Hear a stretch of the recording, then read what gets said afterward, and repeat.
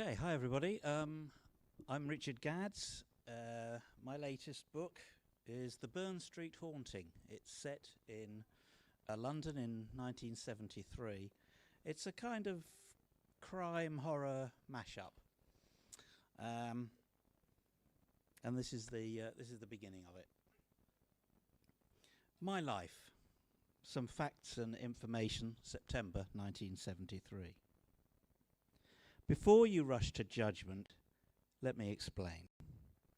As a kid, I went bad. Went bad, off the rails, rogue, however you want to put it, because of certain events. During these events, in a dark and distant place, I encountered something horribly malignant and inhuman, a predatory entity that lived there. I can't explain where that place might have been, or what that entity actually was, what it is. But from the moment it sensed my presence, I understood very clearly that it wanted to eat my bones and drink my blood. I called it the thing in the dark. This was over 20 years ago, in 1951. I was aged nearly 12.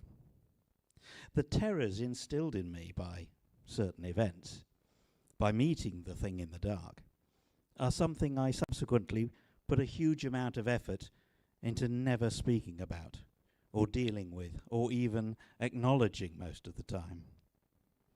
I was alone when I met it, and afterwards I remained alone with a gnawing inner fear I couldn't express to anyone or make any sense of. For all these years, I've been that well-known type of refugee, on the run inside my head, hurtling onward like an exhausted dog trying to spring ahead of its own shadow, constantly trying to outdistance my own mind by distracting, denying, suppressing. All I've wanted is to find peace, just some bloody peace, or I'll go mad. There have been periods of my life, sometimes quite long periods, when I didn't think about certain events at all.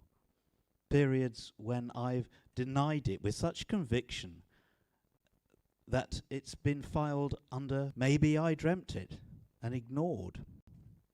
I've convincingly pretended to myself that none of it happened, or it happened differently.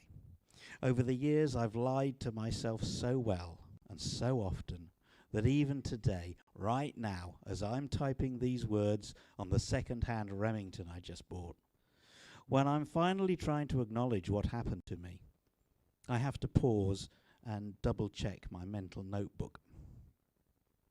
I'm trying to face it, and I'm saying all this because very recently I've been badly shaken out of my state of denial and forced to admit the truth. This recent shaking I'll put down on these pages in due course, when I need to. I've been very good at self-deceit, and I've been even better at telling lies to others. It's made me a more convincing thief. The convenience of a useful lie quickly becomes routine, then a habit, then an instinct by which the truth is always option B. It becomes what you do, what you are. All part of going bad, I suppose. The solid foundation stone in my mental brick wall.